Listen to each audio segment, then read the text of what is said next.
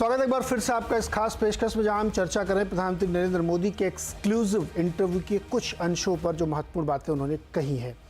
PM Modi ने interview में ओडिशा पर भी बात की है। उन्होंने कहा कि ओडिशा की पहचान और भाषा खतरे में है, वो ओडिशा को एक नई ऊंचाई तक लेकर जाएंगे। ओडिशा को कैसे देखते हैं? ओडिशा में आपने जो है बीजेडी का साथ छोड़ा, भारतीय जनता पार्टी वहाँ अलग रही है।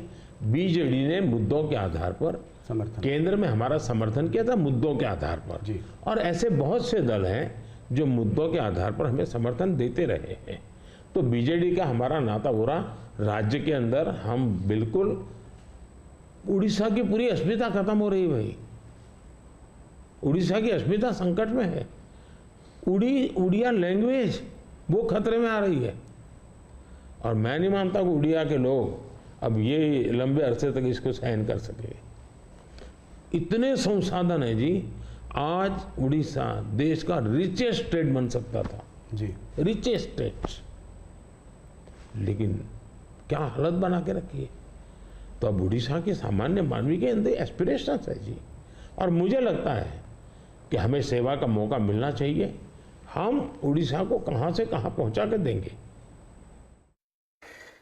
उड़ीसा रिचेस्ट स्टेट बन सकता था लेकिन नहीं बना, लेकिन भारतीय जनता पार्टी उसको ले जाना चाहती। इससे पहले कर्नाटक के बारे में उन्होंने कहा था कि वहाँ अब टेक हब से वो टैंकर हब बन गया है। आजकल आप लोग खबरें सुन ही रहे होंगे कि पानी की बड़ी समस्या वहाँ पे, तो टैंकर वैंकर बहुत चल रहे हैं, तो इसलिए वो टैंकर हब उस संदर्भ में उनका है।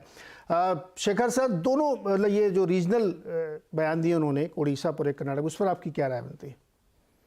देखिए, उड़ीसा के बारे में एक प्रकार से स्पष्ट किया जा रहा है कि प्राइम मिनिस्टर की अच्छी पर्सनल संबंध है उड़ीसा के मुख्यमंत्री नवीन पटनायक से, और इश्यू बेस्ड सपोर्ट लगातार नवीन पटनायक जी ने दे आए हैं, बीजेडी दे आई है पार्लियामेंट। लेकिन जब स्टेट पॉलिटिक्स की बात है, वहां पे बीजेपी की जो भूमिका है, एक मुख्य विपक्ष पार्टी, कांग्रेस की हालत वहां अच्छी नहीं है, काफी सालों से वही हालत है। तो बीजेपी की वहां मेन रोल है, मेन ऑपोजिशन पार्टी है। और बीच में ये बात चली कि क्या दोनों के बीच में कोई समझौता हो सकता है क्या, लेकिन स्टेट यूनिट में स्टेट के नेता चाहते थे नहीं, अब हमें समय आ गया, क्योंकि 5 बार हो चुके, अब 5 बार से ज्यादा है नवीन पटनायक मुख्यमंत्री के रूप में, और विधानसभा चुनाव और लोकसभा चुनाव इकट्ठा हो रहा है। तो ऐसे समय में प्रधानमंत्री का एक प्रकार से क्लैरिफाई करना कि बीजेपी वहां पे एक विकल्प के रूप में चुनाव वहां लड़ रही है, विधानसभा चुनाव, क्योंकि वहां लोकसभा चुनाव के साथ विधानसभा चुनाव भी है, और ये बड़ा स्पष्ट हो गया है। और बीजेपी के पास कि बीजेडी की शासनकाल में वो देख चुके, नवीन पटनायक की लंबे जो पीरियड रही है, जो बार बार ये जो बात कह रहे हैं कि ओडिया भाषा की, उड़ीसा की अस्मिता को लेकर, क्योंकि वहां पे जो पॉलिटिक्स वहां रही है, नवीन पटनायक के साथ जो लोग हैं वो उड़ीसा के बिलोंग नहीं करते, लेकिन वो पूरा वहां कंट्रोल करते हैं, क्योंकि नवीन पटनायक की जो स्टाइल ऑफ फंक्शनिंग है, वो अपने पार्टी कार्यकर्ता, अपने पार्टी लीडर्स या अपने मंत्री से ज्यादा एक पर्टिकुलर ग्रुप से काम चलाते हैं वहां पे, जिसको लेकर उनके पार्टी में भी कई प्रकार की विरोध हो रही है। इसीलिए इस बार वहां विधानसभा चुनाव में ये बात बड़ी हो गई है कि उड़ीसा की जो फैसले, उड़ीसा के जो लोग बिलोंग करते हैं उनको फैसला लेना है, उन्हीं को इस पे ज्यादातर वॉइस होनी चाहिए। तो वो एक बात ऊपर प्रधानमंत्री ने कहा।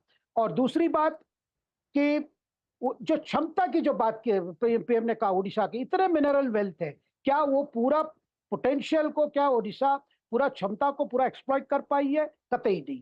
और काफी चीजें बदली है, लेकिन आज भी उड़ीसा में कई डिस्ट्रिक्ट एस्पिरेशनल डिस्ट्रिक्ट है, कई गरीबी कई जगह पे, और उड़ीसा एकमात्र, मतलब मध्य प्रदेश और उड़ीसा 2 और छत्तीसगढ़, यहाँ पे जो आदिवासी की संख्या काफी संख्या में है, जिनका विकास प्रधानमंत्री कह रहे हैं कि टॉप प्रायोरिटी होनी चाहिए।